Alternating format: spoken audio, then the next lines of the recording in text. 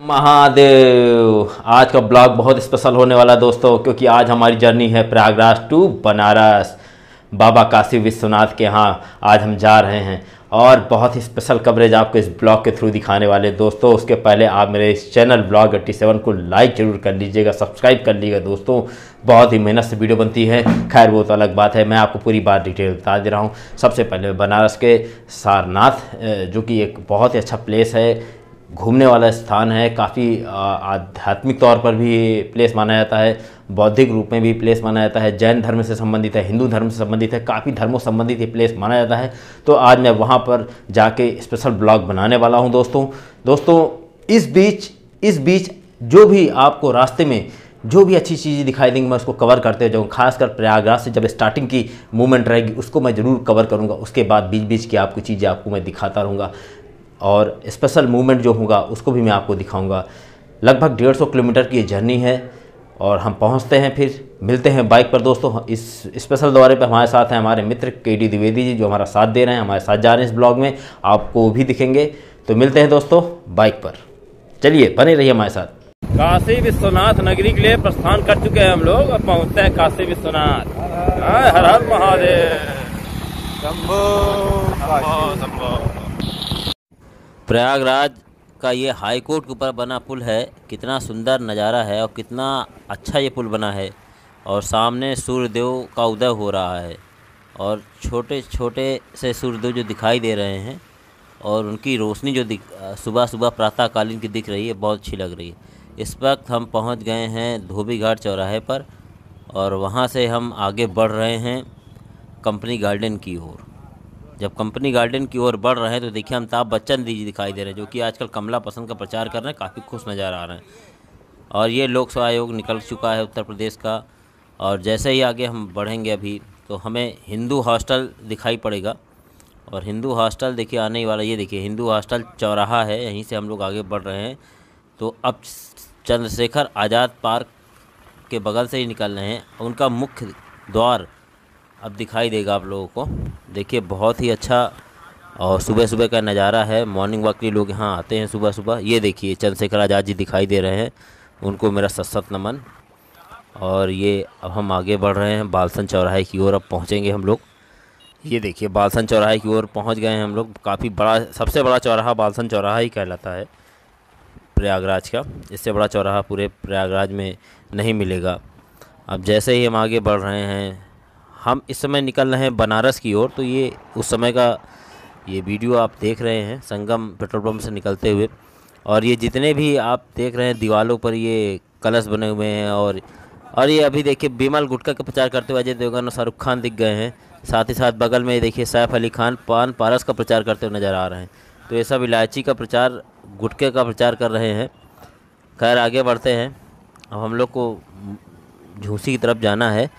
बात कर रहे थे ये जो कलर हैं पुल पे आप देख रहे हैं, हिंदू धर्म के जितने भी ऋषि मुनि हैं उनके कुंभ से जब ये कुंभ का समय आया था तो उस टाइम ये जो है रंगाई पुताई कर दी गई थी, पूरा शहर नंदी देखिए दिखाई दे रहे हैं, नंदी जी।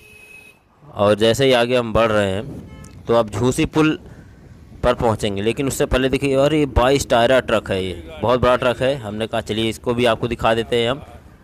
और अब हम पहुंच चुके हैं शास्त्री ब्रिज, यानी शास्त्री ब्रिज को पे चलने ही वाले हैं, पहुंचने ही वाले हैं। तो अभी ये दो साइड में जो ग्राउंड दिख रहा है परेड ग्राउंड है, इसमें अक्सर मैच हुआ करता था, लेकिन इस समय परेड ग्राउंड में बहुत पानी भरा हुआ है, बरसात बहुत ज़्यादा हुई थी।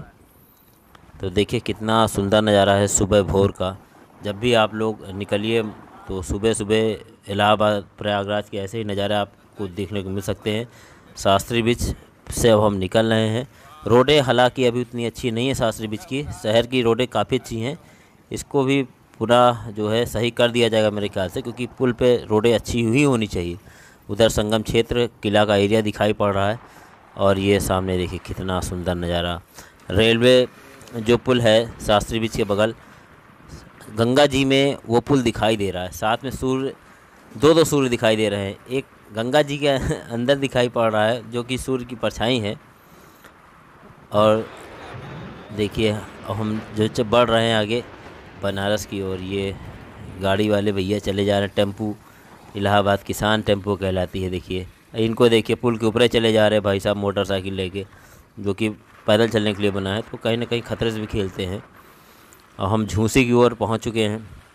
तो हम बता दें आज हम निकल रहे हैं सारनाथ के लिए। बनारस बाबा भोलेनाथ की जो नगरी है वहाँ पे एक सारनाथ जगह है।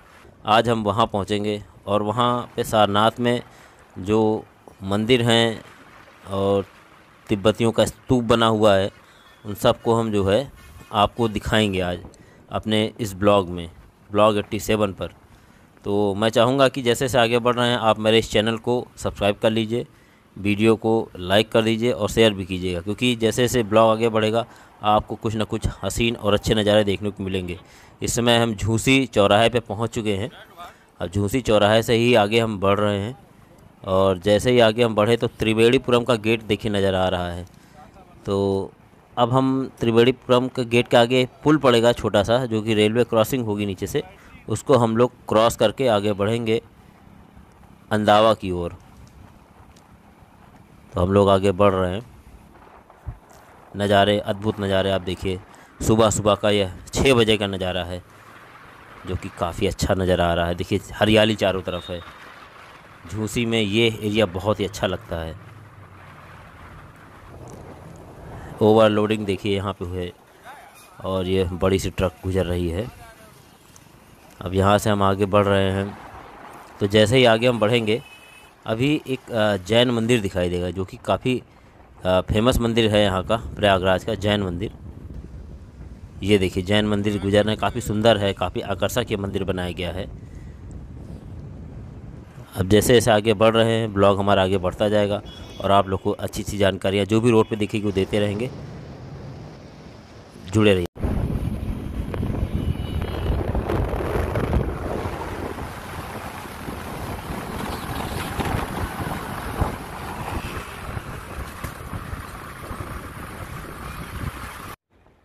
अब प्रयागराज के हंडिया क्षेत्र में बहुत जल्द पहुंचने वाले हैं। टेम्पू वाले भाई साहब और बगल से निकल रहे हैं। अभी यहाँ पर रोडें देखिए किस प्रकार दिख रही हैं। थोड़ा सा अच्छी रोडें कम है, लेकिन पुल पे जैसे चढ़ते जाएंगे और जैसे ही पुल को क्रॉस करेंगे एक रेलवे की क्रॉसिंग है, नीचे से निकल जाएगी। ये ओवरब्रिज है, उस ओवरब्रिज से हम निकल रहे हैं और उसके बाद फिर मिलेगा हमें मेन हाईवे जो बना हुआ है। अभी तक मेन हाईवे पर बस बहुत जल्द पहुँचने ही वाले हैं। तब तक आप रास्तों का लुत्फ़ उठाइए। देखिए इधर से जो है वो रेलवे की पटरियाँ दिखाई दे रही हैं। बस ये जो एरिया है ये एरिया हंडिया का एरिया कहलाता है और ये हंडिया के एरिया के पुल के ऊपर से हम निकल रहे हैं। देखिए बहुत ही अच्छा मौसम है, अच्छा लग रहा है। जब भी आप सारनाथ बनारस की ओर निकलिए तो सुबह सुबह ही निकलिए, कोशिश कीजिए। डिवाइडर देखिए कैसा नज़र आ रहा है।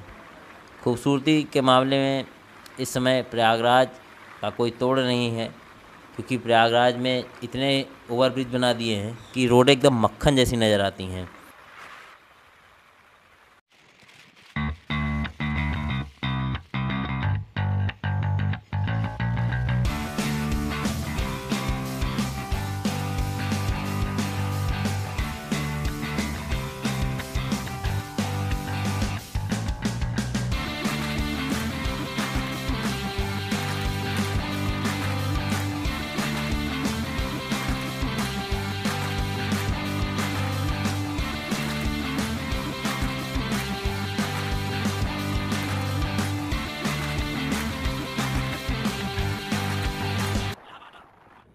इस समय हम लोग आ गए हैं गोपीगंज और गोपीगंज में पुल के नीचे से निकलना है, क्योंकि सोच रहे कुछ चाय पानी कर लिया जाए। तो अभी हम लोग चाय पानी करेंगे, लेकिन उसके पहले आप पुल की भव्यता को देखिए, कितना शानदार और बड़ा पुल बना हुआ है।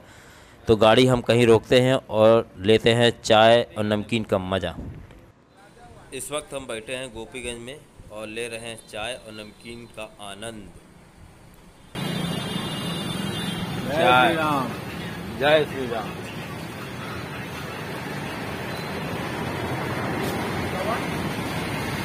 कहाँ पहुँचे भैया दुबई जी? ये हम लोग गोपीगंज में बैठे हैं। गोपीगंज की चाय पी रहे हैं, चौरसिया की चाय है। इसके बाद अगला स्टॉप बनारस ही करना पड़ेगा। चलिए मिलते हैं बनारस में। जय हिंद, जय भारत।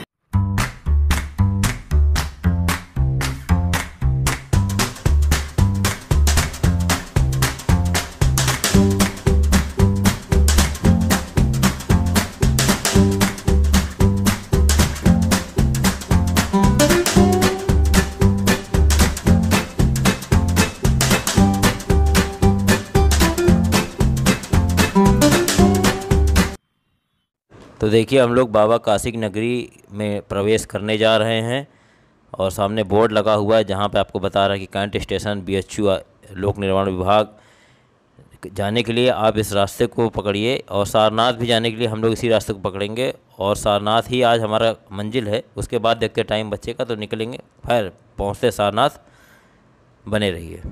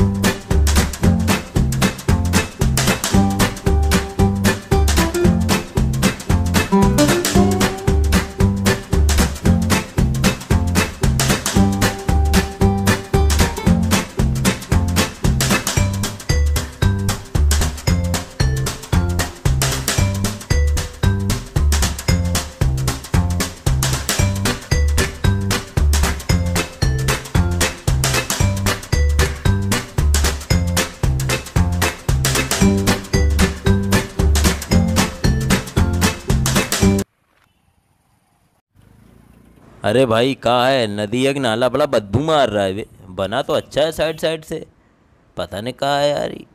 नदी दिख रहा है, नाला, इसकी जानकारी भी लेते हैं, देखते हैं कहाँ है ये। बदबू लेकिन मार रहा है। तो भैया देखिए हम लोग पहुँच गए सारनाथ। जय श्री राम। काशी विश्वनाथ की नगरी में, बनारस की धरती पे सारनाथ आ गए हैं। अब यहाँ का ब्लॉग आपको मिलेगा। पहले अभी इस चारों तरफ का नज़ारा देख लीजिए। देखते हैं शायद टिकट वितरण होगा अंदर, तो टिकट ले लिया जाए इसका, फिर अंदर चलते हैं हम लोग। आइए टिकट लिया जाए पहले। टिकट लेने के लिए आगे बढ़ रहे हैं, लेकिन साइड में लगी पट्टियों को देखते जाइए आप लोग। और इसके चारों तरफ देखिए दुकानें लगी हुई हैं, पट्टियाँ सजी हुई हैं, अच्छे अच्छे रंग बिरंगे जो है सामान बिक रहे हैं। गौतम बुद्ध और उनसे शिष्यों से जुड़े मूर्तियाँ आपको यहाँ मिलेंगी, आप लोग यहाँ से ख़रीद सकते हैं। और मैं आपको ये बता दूँ, देखिए कितने कलरफुल जो है यहाँ पर जो है झोले भी दिख रहे हैं। मूर्तियाँ बहुत ही चूना पत्थर से बनी हुई मूर्तियाँ हैं और बहुत ही शानदार मूर्तियाँ हैं। तो मैं आ गया हूँ पेमेंट करने के लिए, क्योंकि जब तक टिकट नहीं लेंगे अंदर जा नहीं सकते हैं। तो ऑनलाइन पेमेंट यहाँ पर हो सकता है, परंतु अभी समस्या है कि मैं स्कैन कर रहा हूँ, स्कैन हो नहीं रहा है। तो टाइम बर्बाद ना करेंगे, क्योंकि आधे घंटे बाद ही हमें मिलेगा टिकट। तो चलते हैं, कुछ खा पी लेते हैं। लेकिन एक बात मैं आप लोगों से बता दूं कि यहाँ चारों तरफ जब मैं घूम टहल रहा था तो मुझे ये ऐसा लगा कि जिस प्रकार की ये जगह है, जो कि विश्व विख्यात है, गौतम बुद्ध से जुड़ी ये धरती है, जहाँ पर उन्होंने उपदेश दिया था, वहाँ पे खान पान की थोड़ी समस्या नज़र आ रही। गुरु टेम्पो वाले देखिए चारों तरफ लोग लगाए हुए हैं कि आए सवारी भरें और लेके चल दें। साइकिल वाला छोटू भी चला जा रहा है। तो हमारे साथ हमारे मित्र दुबे जी हैं। दुबे जी चलते हैं, कुछ हम लोग खा पी लेते हैं। और ये देखिए उस तरफ स्टैंड दिख रहा है, जब भी गाड़ी आड़ी या बाइक से आई तो स्टैंड पे ही लगाएंगे, सुरक्षित रहेगा। छोटू ज़रा बनाओ यार, बंद बंद बनाओ। क्या आग वग लगा रहे हो क्या अभी चचा? हाँ ठीक ठाक हो तो खिलाओ यार, जो बढ़िया तुम्हारे पास हो, विश्वविख्यात टाइप का है, खिला दो यार। छोटू कुछ बोलोगे यार? तुम नहीं बोलोगे, कोई बात नहीं, शांत हो तो कोई बात नहीं, बनाओ गरमाओ। अच्छा बंद में जो है तुम क्या मलाई बताए थे, मलाई मार के खिलाओगे? तो खिलाओ भैया, मलाई मार के खिलाओ। उधर जो है तुम्हारा जो बगल में भाई क्या कर रहा है, देखो तुम लोग इतने छोटे एज में यार ये सब काम कर रहे हो। देखो इनका जो है भाई जो है रबड़ी बना रहा है, लग रहा है मलाई वाली रबड़ी। ठीक है तो वो अच्छी बात है, लेकिन आप लोग पढ़ाई भी करना चाहिए। तो खाइए दुबे जी, आप बताइए क्या टेस्ट है इसका। इन्होंने पहले दूध में इसको पूरा गीला कर दिया, उसके बाद मलाई डाल दिया है। दुबे जी खाएं तो बताएं। वाह दुबे जी वाह, मज़ा आ गया ना। दुबे जी खा रहे हैं, लगता मज़ा नहीं आ रहा है। दुबे जी बता रहे हैं भैया इसमें जो है कमी है। मैं भी खा के बता रहा हूँ, देखो यार ये सड़ी हुई मलाई नज़र आ रही है भाई। ये तो यार तुम लोग ऐसा काम मत करो मेरे भाई। मैं तो बड़े चाव से इसको जो है खोद के खा रहा हूँ, लेकिन जो है देखिए इसमें इस तरह का काम मत करिए। अब मुझे एक चीज़ समझ में आई, यहाँ खाने लायक कोई चीज़ है नहीं यार। बंद करो वीडियो, मूड ख़राब हो गया इस मलाई खा के हमें। तो भैया हम लोग नाश्ता करने के बाद फाइनली टिकट की लाइन में लग गए हैं। मालूम चला है कि अगर आपको ऑनलाइन टिकट लेना है तो म्यूजियम के अंदर जाने का 5 रुपये देना पड़ता है, और जो है पुरातत्व विभाग के अंदर जहाँ स्तूप है उसके लिए 25 रुपये देना पड़ता है। लेकिन ऑफलाइन टिकट आपको मिल जाता है मात्र 30 रुपये में। अगर आप विदेशी हैं तो 30 रुपये आपको पे कर सकता है इन सब चीज़ों के लिए। तो ये मेरे हाथों में टिकट आ चुका है, हम लोग अब अंदर की ओर जा रहे हैं। और आपको बता दें खाना एकदम दो दर्जे का था, रद्दी क्वालिटी का था, मज़ा नहीं आया। छोटू को मैंने डांटा नहीं क्योंकि बच्चा था वो, उनके मालिक थे नहीं, उनके पिताजी थे या किसी की दुकान में काम कर रहे थे, उन्होंने बताया नहीं कुछ, शांत थे बच्चे। अब बता दें आपको हम कि ये अंदर हम लोग जा रहे हैं। अंदर दुबे जी थोड़ा सा रोड संभाल के चलना भैया, रोड चलता है कि दोनों का पुरातत्व विभाग अलग है और म्यूज़ियम अलग दोनों बना है। तो हम लोग गेट से अंदर घुसेंगे और हमारी बात फ़िलहाल एक गाइड से हुई है, उनका परिचय भी आपको हम दे देंगे। तो अंदर चलिए, पहले टिकट चेक कराना होगा। यहाँ से भी देखिए ऑनलाइन आप 25 रुपये का टिकट कर सकते हैं, म्यूजियम बाहर 5 रुपये का टिकट कर सकते हैं। चेक कराइए भैया दुबे, इनको टिकट चेक कराइए। का गार्ड साहब कैसे हैं, सब बढ़िया? कहाँ गए है?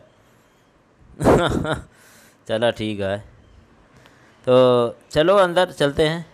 इधर से नहीं जाना, चलो भाई इधर चलो। इधर से जाना है तो बताया कि आप इधर से चलिए, उधर से घूम के इधर से आना है। तो ठीक है चलते हैं, और पूरी जानकारी आपको मैं इस ब्लॉग में दूंगा। एक विशेषज्ञ हैं उनको साथ में ले लूँगा, उसके बाद आपको दूंगा। ये बच्चा लोग देखो दौड़ते चले आ रहे हैं। तो चलिए आपको हम मिलवाते हैं एक विशेष गाइड से अपने हैं। इनका क्या महत्व है, जो बड़ा सा स्तूप दिख रहा है इसका क्या महत्व है, गौतम बुद्ध का इस जगह से क्या महत्व है, मैं सभी चीज़ों को आपको डीपली जानकारी दूंगा अपने इस ब्लॉग 87 पर। उसके पहले मैं बता दूं, हमारे बगल में हमारे गाइड आ चुके हैं, उनसे मेरी बात हुई थी, गौरव सिंह जिनका नाम है। लास्ट में उनका मैं मोबाइल नंबर भी दूंगा, आप जब भी संपर्क करना चाहें संपर्क कर सकते हैं। क्योंकि ऐसे, नमस्कार दुबे जी, नमस्कार। ऐसे ऐतिहासिक स्थल पर जो है आपको गाइड की आवश्यकता पड़ सकती है कि जो आपको जानकारी दे सके। तो चलिए आपको हम मुलाकात कराते हैं, और सबसे बेहतरीन गाइड यहाँ के गौरव सिंह जी से, जो कि इस ब्लॉग में 4 चांद लगाने वाले हैं। नमस्कार गौरव सिंह जी। लाइसेंस मिला है तब से हम लोग गाइडिंग के प्रोफेशन में हैं। ये जो प्लेस आप विजिट करने के लिए आए हैं सारनाथ, वर्ल्ड वाइड ये बुद्धिस्ट साइट के रूप में फेमस है, और भगवान बुद्धा के लाइफ के 4 इवेंट को 4 मोस्ट सेक्रेड प्लेस माना गया इन बुद्धिज़्म। पहला है लुम्बिनी इन नेपाल, जहाँ वो बॉर्न हुए थे। दूसरा है बौद्ध गया, जहाँ उनको इनलाइनमेंट हुआ था। तीसरे नंबर पे ये सारनाथ आता है उनके लाइफ सर्किल के according, but one of the most sacred place in Buddhism. Sarnath का इम्पोर्टेंस बुद्धिज़्म में वो है जो हिंदुओं के लिए काशी और मुसलमानों के लिए मक्का का इम्पोर्टेंस है।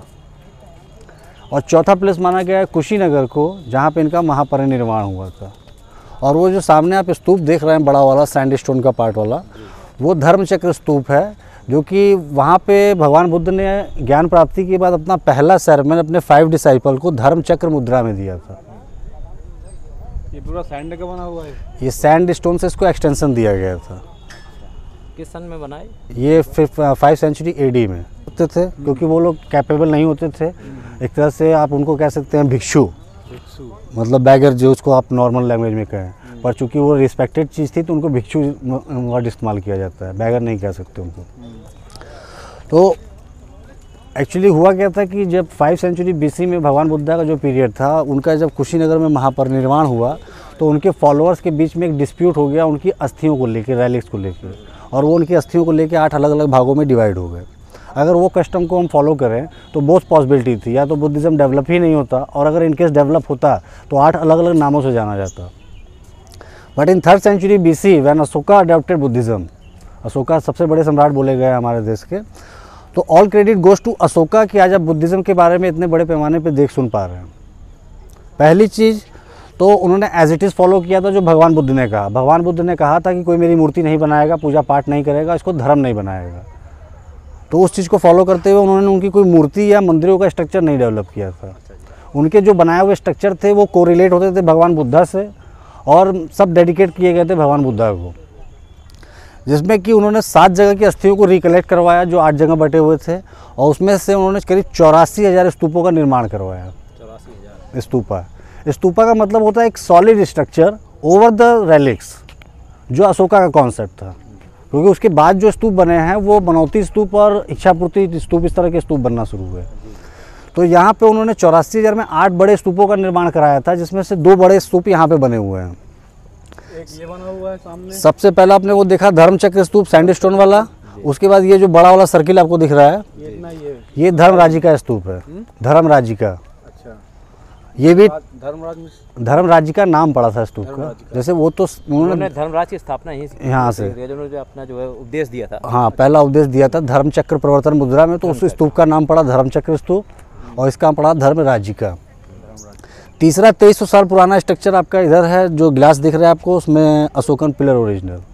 अच्छा, ओरिजिनल अशोकन पिलर है, 2300 साल पुराना स्ट्रक्चर। तो ये सब स्ट्रक्चर आपके 2300 साल पुराने हैं। उसके बाद उन्होंने खुद अपनी बेटी संघमित्रा और बेटे महेंद्रा को श्रीलंका में भेजा था 2300 साल पहले ही इसका प्रचार प्रसार करने के लिए। बाद में कई सारे फॉलोअर्स अलग अलग कंट्रियों में विजिट किए थे, जो almost south east Asian country थी। Then 1st century AD was the period of Kushana dynasty. तो उसके बाद से ये स्तूपों का कॉन्सेप्ट आने लगा था, तो ये लोग स्तूपा इस तरह से बनाने लगे थे, छोटे छोटे स्तूप बनने लगे थे। तो 3rd century BC के हैं, 1st century पर्टिकुलर किसी के तो मन्नत, बुद्धिज़्म में तो मन्नत जैसा कोई कस्टम ही नहीं है, क्योंकि अगर हम उनको फॉलो करते हैं भगवान बुद्ध को, तो Buddhism is just philosophy, the way of life, जीवन जीने का तरीका है। तो जब इच्छाएं नहीं तो आप मन्नत क्या मांगेंगे? जब आपकी कोई इच्छा होगी तब ना मन्नत मांगेंगे। भगवान मेरे पास कार आ जाए तो मैं कार से दर्शन करने आऊँगा आपके यहाँ। तो उनको जब किसी चीज़ की इच्छा ही नहीं थी, और उनके कस्टम इतने स्ट्रांग होते थे कि अगर उनको वो निकलते हैं भिक्षा मांगने के लिए, तो उनकी अगर पर्टिकुलर 10 रुपये की नीड है डेली, तो उसमें 1st century AD में बोधिसत्व के स्ट्रक्चर डेवलप हुए। और उसके बाद जो सबसे इम्पॉर्टेंट पीरियड था 5th century AD। अभी आप पहले इस मॉन्यूमेंट को देख लीजिए, एब्सिडल चैत्य, वो टनल्स थी, जहाँ से ये चुनार, मिर्जापुर डिस्ट्रिक्ट पड़ता है बगल में, वहाँ पे एक प्लेस है चुनार। चुनार के सैंडस्टोन से ये मोनोलिथिक स्ट्रक्चर बनाए जाते थे। यहाँ से आता था, सप्लाई होती थी। जैसे चुनार, ये वहीं तक गया है, चुनार तक नहीं, चुनार पे तो रिवर गैंजेस का बैंक है, तो वहाँ से रिवर गैंजेस पे बम्बूस के जरिए स्टोन्स को कैरी किया जाता था। यहाँ एक नदी और है वरुणा नदी, जो कि गंगा जी में जाके मिल जाती है। फिर उस वरुणा नदी से ये इधर आते थे, जो कि यहाँ से 3 किलोमीटर फॉर है फ्रॉम द गेट। उसके बाद वहाँ से ये टनल्स के जरिए यहाँ पे ले आए जाते थे। तो मॉडर्न आर्ट की सबसे बड़ी स्पेशलाइजेशन थी कि उनके मोस्टली जो स्ट्रक्चर थे वो मोनोलिथिक थे, मतलब वन रॉक को कट करके डिजाइन दी जाती थी। उसमें कोई ऐसा नहीं था कि अलग अलग से लिया के बना के जोड़े गए हों। तो जैसे मैं बात कर रहा था 5th century AD Gupta dynasty के पीरियड की, वो एक ऐसा पीरियड था कि वो हिंदू राजा होकर बुद्धिज़्म को प्रमोट करना चाह रहे थे। अब उनके प्रमोट करने के चक्कर में पूरा कस्टम ही चेंज हो गया बुद्धिज़्म का। जो 1000 साल फिलॉसफी बन के चला, वो अब कन्वर्टेड इनटू रिलीजन।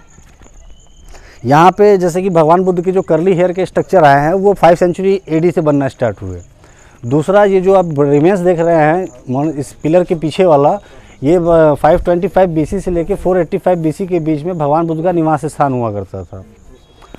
उसको इन्होंने 61 मीटर हाइट का बिग एंड ह्यूज टेम्पल की शेप दे दी, मूलगंध कुटी। मूलगंध कुटी का मतलब है, मूल मीन्स मेन, गंध मीन्स महक और कुटी मीन्स हाउस। तो भगवान बुद्धा के निवास के महक यहीं पे है। उसके बाद जो सैंडस्टोन वाला आपने धर्मचक्र स्तूप का पार्ट देखा था, वो एक्सटेंशन दिया गया था 5th century AD में गुप्ता पीरियड में, जिसमें कि उन्होंने उसको एक्सटेंशन देके सैंडस्टोन का पार्ट बनाया over the stupa of Ashoka. और उसके बाद उन्होंने उस चीज़ को बनाने के बाद जो सैंडस्टोन में आपने विंडो की शेप देखी होगी, वो टुकड़े इसी हाँ, स्तंभ के टूट के गिरे थे। हाँ, तो वो जो उसमें विंडो की शेप आपने देखी थी, उसमें स्तूपा में वो आर्ट बनाई गई थी और उनमें भगवान बुद्ध की मूर्तियों को एस्टेब्लिश किया गया था। अब बात करते हैं अगर हम पिलर की, तो ये जो मिड में आपको दिख रहा है, ये ओरिजिनल स्ट्रक्चर है और all are the fragment of this pillar. Include the lion capital जो कि नेशनल एम्बलम है, और ये पुरानी नोटों पे बड़ा दिखता है और बाकी नई नोटों पे तो बहुत छोटा हो गया है। ये है नेशनल एम्बलम हमारा 4 लॉयन का लॉयन कैपिटल। इसके ऊपर अशोकन चक्र था 32 स्पोक्स वाला। उसके बाद ये 24 स्पोक जो हमारे नेशनल फ्लैग में भी हैं, ये 24 स्पोक्स का व्हील ऑफ लॉ था, धर्म चक्र। उसके बाद 2 व्हील ऑफ लॉ के बीच में अल्टरनेट 4 एनिमल बनाए गए थे, हॉर्स है, बुल है, एलिफेंट है एंड लॉयन। उसके बाद नीचे रिवर्स लोटस। तो ये स्ट्रक्चर जो बनाए गए थे, इसकी पूरी हाइट थी करीब 50 फीट। तो और उसमें सबसे यूनिक फीचर इसकी थी कि आप सोचिए, इमेजिन कीजिए कि 2300 साल पुरानी आर्ट कितनी डेवलप थी कि ये मोनोलिथिक स्ट्रक्चर थे, मतलब एक पत्थर पे कट करके डिज़ाइन बनाई गई थी। ऐसा नहीं था कि लॉयन 4 अलग से बना के उसमें पेस्ट किए गए हो। अब आप इसको इस तरह से इमेजिन कर सकते हैं कि अगर वो हम पिलर का पार्ट मान लें तो उसके ऊपर रिवर्स लोटस को 6 हथौड़े से बनाया गया, उसके ऊपर व्हील ऑफ लॉ 4 बनाए गए, 4 एनिमल बनाए गए, उसके ऊपर फिर 4 लॉयन, उसके ऊपर 32 स्पोक्स का अशोकन चक्र। है कहाँ? वो म्यूजियम में बना के, और आगे मंदिर का स्ट्रक्चर दिया गया। जितने भी स्तूप हैं सब ये सब देखिए अलग अलग पीरियड के हैं। जैसे कि पहले राउंड स्तूपा बनते थे 7th सेंचुरी एडी में, जब पाल डायनेस्टी यहाँ एस्टेब्लिश हुई। मतलब क्या था बनाने का? स्तूपा देखिए ये सब मनौती के स्तूप है। जब मन्नत मांगी जाती थी तो इधर स्तूपा के सामने वाले पार्ट में मनौती स्तूप बनते थे। जब विश ग्रांट होती थी उस समय तक मंदिर डेवलप हो गया था, तो वो मंदिर के सामने वाले पार्ट में बनाए जाते थे विश कंप्लीट स्तूपा। अब ये सब देख रहे हैं आप, जो छोटे छोटे रिमेन्स दिखे हुए लगे हुए हैं, इनको रीस्टोर किया गया है। रीस्टोर किया गया ना। एक्सकेवेशन में जब निकले हैं तो जैसे आप उधर की तरफ देखेंगे, वो पत्थर जो दिख रहे हैं सब मंदिर का पार्ट है। आप इमेजिन कीजिए 61 मीटर हाइट का मतलब हो गया करीब 200 फीट अप्रॉक्स, और 200 फीट का मतलब अगर हम 10 फीट का एक कमरा निकालते हैं तो 20 स्टोरी की बिल्डिंग हो गई। अब इधर भी देखिए रूम की शेप दिख रही है। आप इसको इस तरह से डिस्क्राइब कर सकते हैं कि जैसे मेडिटेशन रूम अलग बनाया गया, प्रेयर रूम अलग बनाया गया, और बेडरूम उनका अलग बनाया गया, डाइनिंग रूम उनका अलग बनाया गया। तो पीछे ये कुआं नहीं है, ये है ऑब्जर्वेटरी जो टाइम को देखने के लिए बनाई गई थी। अच्छा, इसमें तो वहाँ जाया जा सकता है? हाँ, जाया जा सकता है। देखिए टाइम का कैसे मालूम चलेगा? ये देखिए बना हुआ है ना सब, हाँ ऊपर नीचे करके। हाँ। ये देखिए इधर से देखिए, फिर उधर नीचे हुआ है, फिर इधर नीचे हुआ है, फिर इधर नीचे कट किया गया है। टाइम को बता दो। तो ये सन की जैसे पड़ती है, जैसे अब वहाँ शैडो आ रहा है, तो अगर वो शैडो है इस समय जो टाइम हो रहा है 2:34, तो मतलब 2:30 बजे के आसपास इतना शेड रहेगा, क्योंकि इधर आपका ईस्ट है और ये आपका वेस्ट है। तो अब ईस्ट से जब सूरज निकलेगा तो उसकी रोशनी पहले इधर से पड़ेगी, फिर जब उधर हाफ क्रॉस कर जाएगा तब आप ये कह सकते हैं कि यहाँ पे जितनी भी आपको ये ईंटें दिख रही हैं, पहले तो ये ईंट एक भी नहीं है। ये सब पकी हुई मिट्टी बोली जाती थी, टेराकोटा। यहाँ एक भी ईंट नहीं है। ईंट का मतलब हो गया कि आपका एक फिगर हो जाना चाहिए और एक ही बराबर पकनी चाहिए, वो ईंट हो गई। अब इसमें देखिए जो ज़्यादा पक गई हैं वो काली पड़ गई हैं, जो कम पकी हुई हैं वो लाइट हैं, और ज़्यादा है, कोई मोटी है, पतली ज़्यादा। हाँ, मतलब कोई भी एक स्ट्रक्चर सेम नहीं है। अब देखिए आपको यहाँ से मैं 2 चीज़ों के बारे में बता रहा हूँ। जैसे मैंने बताया वो टेम्पल, तो देखिए वो जो पिलर दिख रहे हैं आपको, सैंडस्टोन वाले पिलर दिख रहे हैं ना, पिलर दिख रहा है, वो 4 पिलर हैं, उनमें मंदिर का स्ट्रक्चर बनाया गया था। अच्छा। और जब यहाँ विहार मोनेस्ट्री का कस्टम आया, जो रेसिडेंस प्लेस होता था मॉन्क्स का, तो इसका पूरा नाम पड़ गया मूलगंध कुटी विहार। मूलगंध कुटी विहार, अच्छा। अब इन्हीं के जो रिमेन्स थे वो ने वहाँ पे पीछे की तरफ दिखाए थे आपको, और इसके टॉप का पार्ट आप देखेंगे तो इधर है, वो जो 4 पत्थर रखे हुए हैं स्टेयर्स के बगल में, ये रिप्लेस कर दी गई इधर-उधर कई जगह उठा कर वहाँ से। तो वो पत्थर जो थे उनमें जो राइट से सेकंड वाला शिखर का पार्ट आपको दिख रहा है, वो और वो जो पेड़ के पीछे शिखर दिख रहा है, पेड़ के पीछे, हाँ, दोनों सिमिलर है। अच्छा।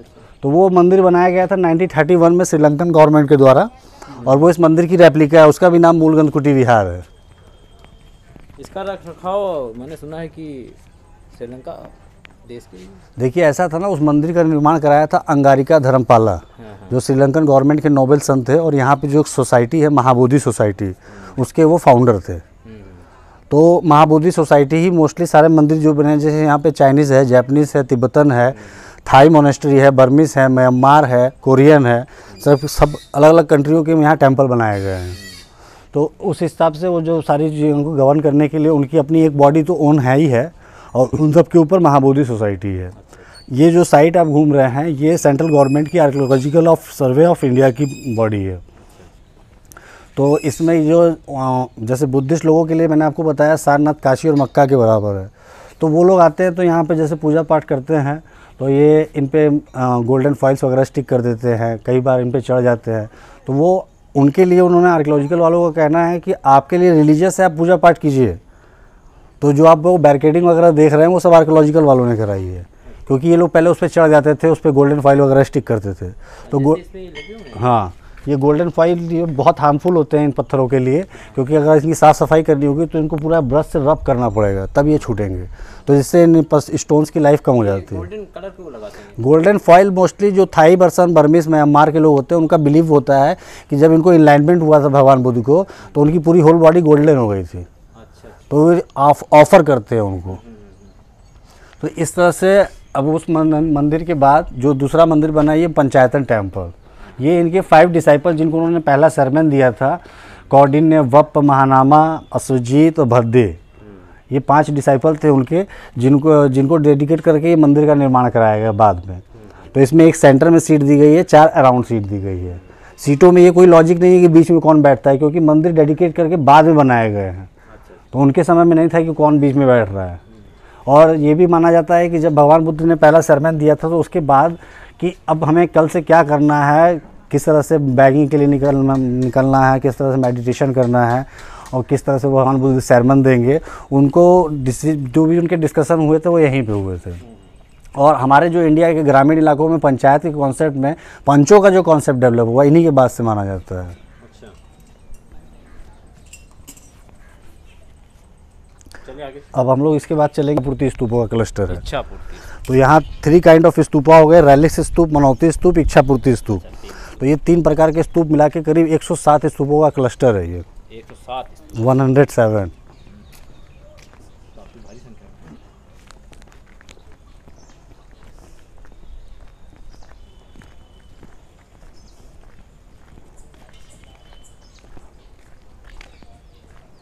ये स्तूप कब से कब तक बने? ये आप मान के चलिए कि 3rd सेंचुरी BC से बनना शुरू हुए और 12th सेंचुरी AD के बीच तक बनते रहे। उसके बाद 12th सेंचुरी AD में ऐसा पीरियड था कि यहाँ पे बुद्धिज़्म इतने पीक पे था हिंदुस्तान में कि हिंदुज़्म ख़त्म होने के कगार पे था। अच्छा। क्योंकि मोस्टली उस समय तक कोई बहुत ज़्यादा मुस्लिम इन्वेंटर्स यहाँ नहीं आए थे, तो जो भी बुद्धिज़्म में जाता था वो हिंदू रिलीजन से ही जाता था। तो इनके नंबर अपने आप कम होने लगे और दूसरी तरफ उनके नंबर बढ़ रहे हैं। तो आदि शंकराचार्य जी को क्रेडिट गया कि उन्होंने हिंदुज़्म का रिबर्थ कराया इन इंडिया। जो उन्होंने 4 धामों की यात्राएं करी, मठों और आश्रमों का निर्माण कराया, जिससे हिंदुज़म तो रिवॉल्व हुआ पर बुद्धिज़्म को नुकसान नहीं पहुंचा। बुद्धिज़्म के नुकसान के पीछे सबसे बड़ा कारण था बख्तियार खान खिलजी, जिसको ये इंस्ट्रक्शन दिए गए थे कि यहाँ से लेकर नालंदा तक जितने भी बुद्धिस्ट साइट्स हैं उनमें जितने भी गॉड एंड गॉडेसेस के स्ट्रक्चर्स हैं, मूर्तियाँ, मंदिरों के स्ट्रक्चर्स हैं, सबको डिमोलाइज कर दिया जाए। और अगर इनकेस आपके पास टाइम की शॉर्टेज हो, आप मूर्तियाँ पूरी तरह से न तोड़ पाएँ तो उसको डिसफिगर कर दो। किसी का गर्दन काट दिया, नाक काट दिया, हाथ काट दिया, आगे बढ़ गए। उसके बाद इधर से आ जाइए।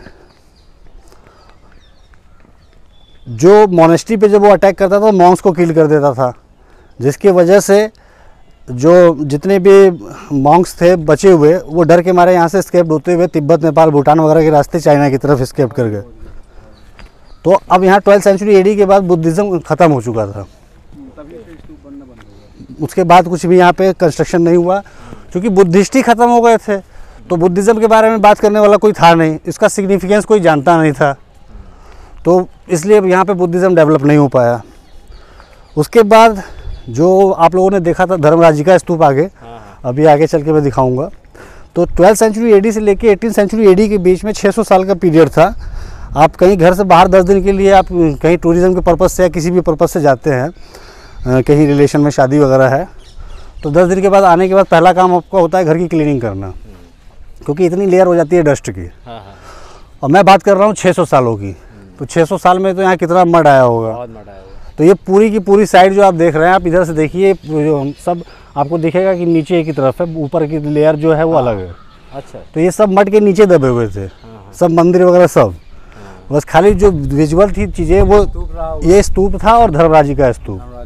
धर्मराजी का स्तूप को 6 टाइम एक्सटेंशन मिला था और वो इसकी हाइट हो गई थी 31 मीटर, और इसको एक ही टाइम एक्सटेंशन मिला था, पर इसकी हाइट है 33.5 मीटर सरफेस से और 6 मीटर नीचे तक इसका फाउंडेशन गया है, नीचे तक। उसके बाद इसका डायमीटर जो है नहीं, स्तूपा मीन सॉलिड स्ट्रक्चर, और इसका डायमीटर है 28.5 मीटर। इतना बड़ा स्तूप बनाने का मतलब है? अब देखिए अशोका ने तो रैलिस को प्रिजर्व करने के लिए बनाया, क्योंकि उनके दिमाग में कहीं ना कहीं ये पिक्चर रही होगी कि जो भगवान बुद्ध के साथ रहते थे डिसाइपल्स, उनके अंदर वो डिसिप्लिन नहीं हुआ और वो कॉमन ह्यूमन बीइंग की तरह झगड़ा करके अस्थियों को लेके बट गए। तो बाद में हो सकता है कोई और भी निकाल ले, तो उसने उस रैलिस को रखा, उनके ऊपर सॉलिड स्ट्रक्चर बना दिए ताकि रैलिस तक कोई पहुंच ना पाए। स्ट्रक्चर का एक प्रारूप शिवलिंग टाइप का भी है। देखिए ऐसा है ना, आप लोग जानते हैं उसके, जैसे अब हम लोग के क्षेत्र में जैसे बहुत सारे डीह बाबा बोले जाते हैं, तो वो तो कॉन्सेप्ट पहले से ही चला आ रहा था। कहीं टीला लगा दिया, ये डी बाबा हो गए, दैत्रावीर बाबा हो गए। स्ट्रक्चर किसका? हाँ हाँ, देखिए एक तो बुद्ध पूर्णिमा है सबसे मेन, वो क्योंकि उनका बर्थ प्लेस और डेथ प्लेस एक ही दिन था, वहाँ पे इसकी पूरी रैली निकाली जाती है। और बुद्धिस्टों के लिए तो जैसे मैंने बताया कि मक्का मदीना और काशी के बराबर है, तो ये तो 365 दिन यहाँ आते हैं। अब इस समय चूँकि आप कोविड चल रहा है, इसका इम्पैक्ट है, इसलिए आपको कोई बुद्धिस्ट नहीं दिखा। नहीं तो आप किसी भी सीज़न में आइए, जैसे कोविड का सीज़न ख़त्म होता है, उनका थोड़ा सा डर ख़त्म हो जाएगा लोगों में, तो मोस्ट प्रोबेबली कि नवंबर दिसंबर से आपको यहाँ पे दिखने लगेंगे सब बुद्धिस्ट, जो कि हज़ारों की संख्या में डेली आते हैं। हज़ारों की संख्या होती है। आर्कियोलॉजिकल सर्वे की जो इकोनॉमिक इनकम होती है वो मोस्टली उन्हीं पे डिपेंड है। हाँ, इंडिया से कितनी हो जाती है? क्योंकि सार्क कंट्री का तो 25 रुपये का टिकट है, बट चाइनीज़ वगैरह का जो है वो 300 रुपये का टिकट है।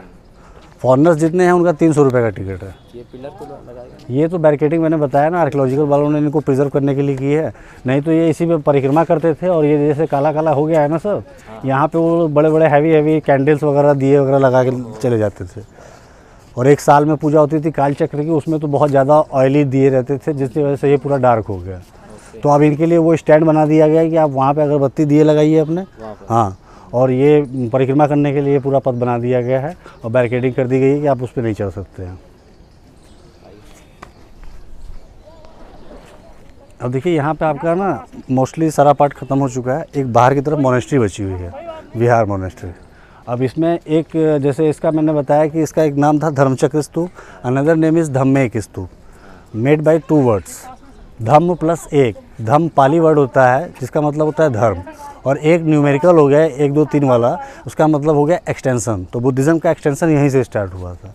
तो अगर अब देखा जाए तो 3 तरह से हम बात को डिस्क्राइब कर सकते हैं। जो 4 प्लेसेस हैं तो उनमें तो डेथ प्लेस हो गया, तो उसकी बात छोड़ दीजिए। उसके बाद जो 3 प्लेस बचते हैं, पहला लुम्बिनी है, birth place of Siddhartha.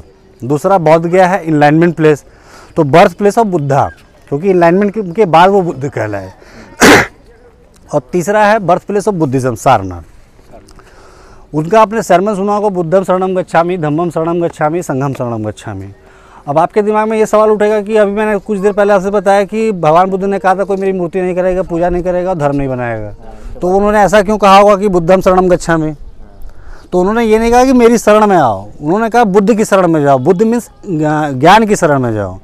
Buddhism में 2 वर्ड बहुत सिमिलर हैं, निर्वाणा और महापरिनिर्वाणा। हिंदू रिलीजन में जो मोक्ष की बात की जाती है वो मरने के बाद की बात है, और वो भी डिपेंड करता है आपके कर्मों पे। ऐसा नहीं है कि जैसे पहले का कस्टम था कि जो ये साउथ इंडियन, गुजराती, राजस्थानी, बंगाली, बिहारी जितने लोग थे, इनकी कम्युनिटी ने अलॉन्ग द रिवर गैंजेस बहुत सारे आश्रम और धर्मशालाएँ वगैरह बनवाई थी। तो लोग क्या करते थे कि जब 80 ईयर ओल्ड क्रॉस हो जाते थे, लगता था कि अब मृत्यु निकट आ गई है, तो लोग आके यहाँ 2 साल 3 साल तक मोक्ष के लिए स्टे करते थे। तो मोक्ष आपको इस तरह से नहीं मिल सकता है कि आप काशी में आ गए तो मोक्ष मिल जाएगा। मोक्ष के लिए आपको जो कर्म आपने खराब किए उनको सुधारने के लिए भी तो कर्म करने पड़ेंगे। ग्राउंड से बनते हैं कर्म। तो इस तरह से यहाँ पे मोक्ष की नगरी काशी को बोला जाने लगा। और बुद्धिज़्म में क्या है, वो लोग जीते जीते मोक्ष प्राप्त करते हैं, उसी को कहा जाता है निर्वाणा। निर्वाणा मीन्स इनलाइनमेंट होना। ये कपड़े तो जो है थाईलैंड वाले आए होंगे कोई, वो बांध के जाते हैं। उनकी कोई मानता होगी अपनी, सबके अपने अपने कस्टम हो गए ना। अब आज के डेट में बुद्धिज़्म को कोई भी डिस्क्राइब नहीं कर सकता। आप 2300 साल पुराना 2500 साल पुराना बुद्धिज़्म डिस्क्राइब कर सकते हैं।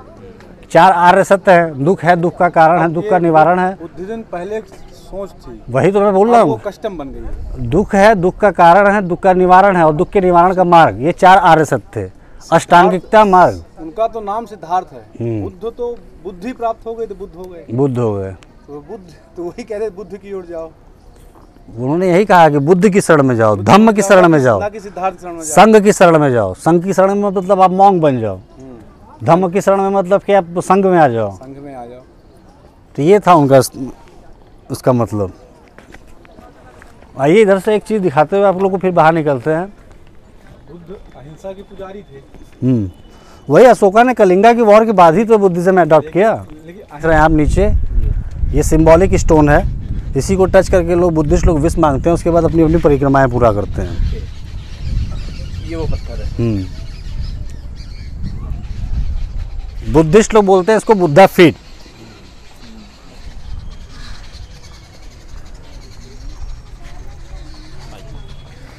हो गया। ईंटों ही ईंटों का बना हुआ है। ये जितने प्लेन स्ट्रक्चर दिख रहे हैं ये रिस्टोरेड है, और जो कार्विंग वाला पार्ट दिख रहा है वो ओरिजिनल है। मतलब ये हमारे साथ इतने ही थे, उसके बाद इसको रिस्टोर कर दिया गया था। आप यहाँ से देखिए ना, क्लियर देखिए, जो ये कार्विंग आ रही है, कोई उतने पे कार्विंग क्यों छोड़ेगा। सही कह रहे हैं। उसके बाद पत्थर देखिए प्लेन लगते चले जा रहे हैं। पत्थर तो कुछ ऊपर। अच्छा, चैन तो ऊपर से आए, मतलब ऊपर लोग जाते होंगे। हाँ, तो ये तो रेनोवेशन के लिए जाएंगे ही ना। ये सब देखिए हुक लगा हुआ है ना चारों तरफ, उस पे ईंटों वाले पे भी हुक लगा हुआ है, इसमें नीचे सैंडस्टोन वाले पार्ट में भी हुक लगा हुआ है।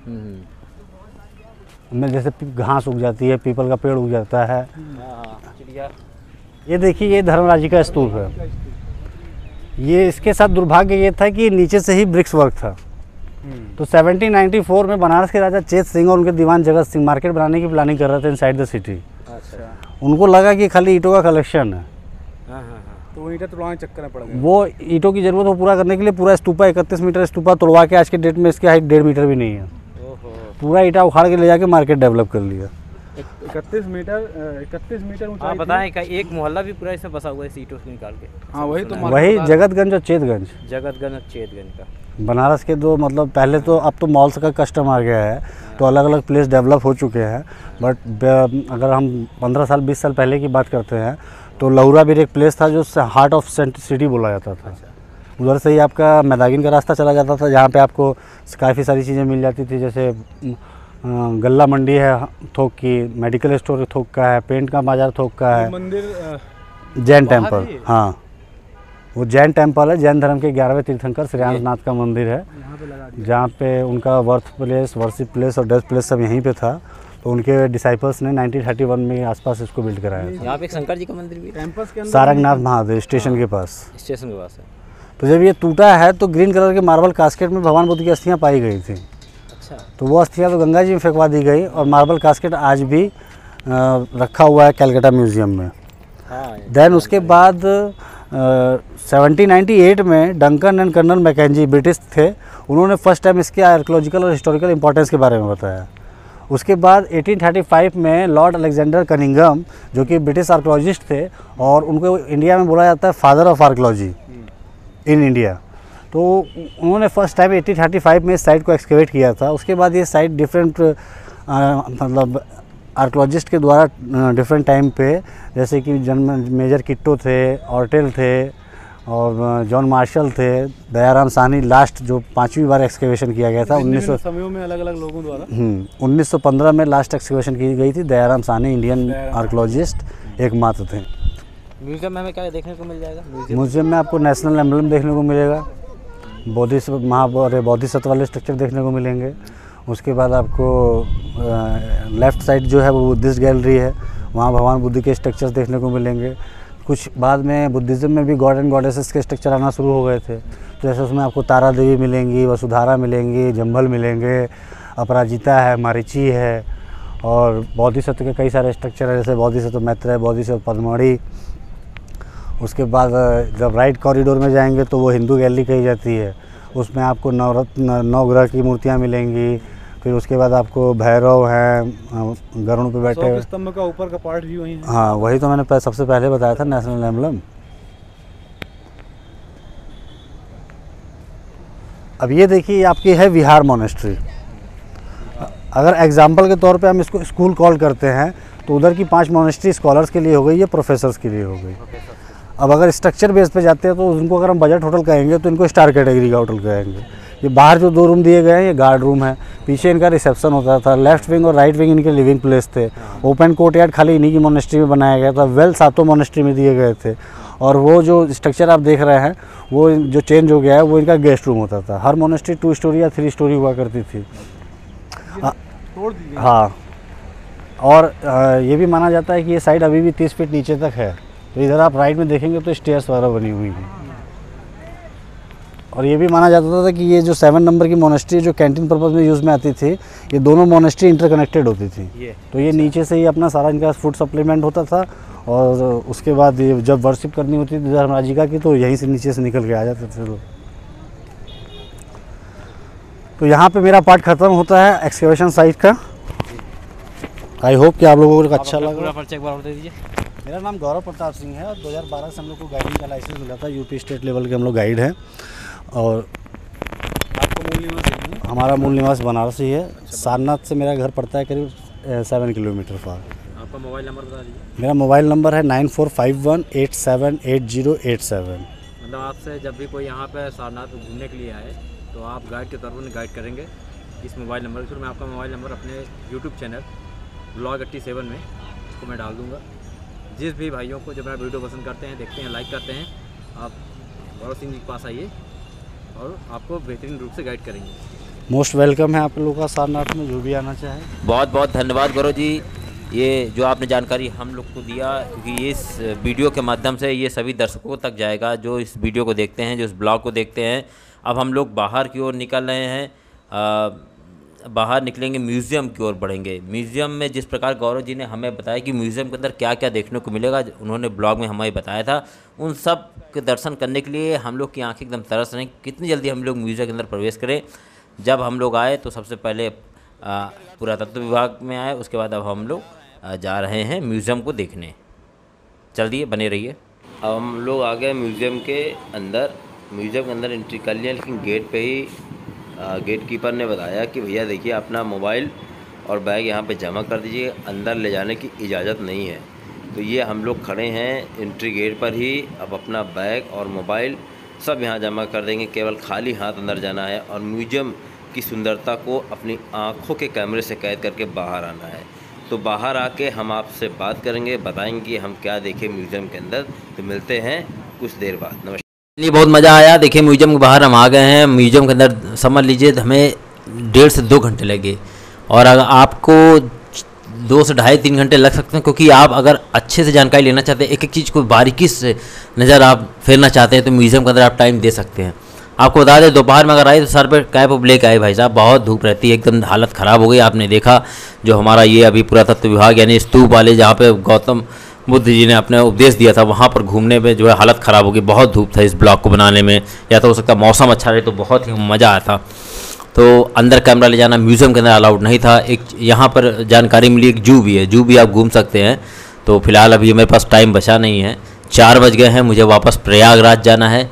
और पूरा टाइम मेरा आज मॉर्निंग से लेके अभी तक का जो है सारनाथ पे ही भी दिया। अब मेरे पास टाइम नहीं, मैं एक दिन रुकता, स्टे करता और बाबा विश्वनाथ काशी के मंदिर जाता और 80 घाट दोनों को अपने ब्लॉग में कवर करता। लेकिन इस शूट को मैं फिर कभी आपको शूट करके दिखाऊंगा अपने ब्लॉग में। फ़िलहाल ये ब्लॉग अभी तक केवल प्रयागराज से सारनाथ के बीच का था। अब मैं वापस प्रयागराज की ओर निकलूँगा। लेकिन आपको बता दूँ यहाँ पर कुल मिला के यह देखने को मिला कि अगर आप मेरे वीडियो को आप देख लेंगे तो आपको गाइड की शायद आवश्यकता ना पड़े, लेकिन गाइड की आवश्यकता पड़े तो मैंने एक गाइड किया था, क्योंकि मैं अधिक से अधिक नॉलेज लेना चाहता था, इसलिए मैंने गाइड की बुकिंग की अपने स्तर पे। जो भी फ़ीस होती है आप उनको पे कर सकते हैं, बार्गेनिंग आप कर सकते हैं। मैं उनकी फ़ीस के बारे में नहीं बताऊंगा, मोबाइल नंबर नीचे दे रहा हूँ। और बहुत से गाइड यहाँ होते हैं। मैंने फ़िलहाल गौरव सिंह को हायर किया था, अभी तक वही आपको गाइड कर रहे थे, बता रहे थे, मुझे समझा रहे थे कि चीज़ों को, क्योंकि मैं थोड़ा सा जानना चाहता था कि ये किस चीज़ से बिलोंग करता है, क्या नहीं करता है। तो ये सब चीज़ों की जानकारी मैंने आप तक पहुँचाई। अब वापस मिलेंगे किसी अगले वीडियो में। तो उससे पहले मैं एक चीज़ बता दूं, अगर आप खाने पीने की चीज़ें थोड़ा सा दूर हट के खाइए, क्योंकि सारनाथ के सामने इतनी अच्छी व्यवस्था नहीं खाने की। मैंने अपने ब्लॉग में भी आपको दिखाया था, मज़ा नहीं आया, समझ लीजिए, बहुत दिक्कत हुई। तो ठीक है, मिलते हैं अगले वीडियो में। नमस्कार, जय काशी विश्वनाथ, मिलेंगे। हर हर महादेव।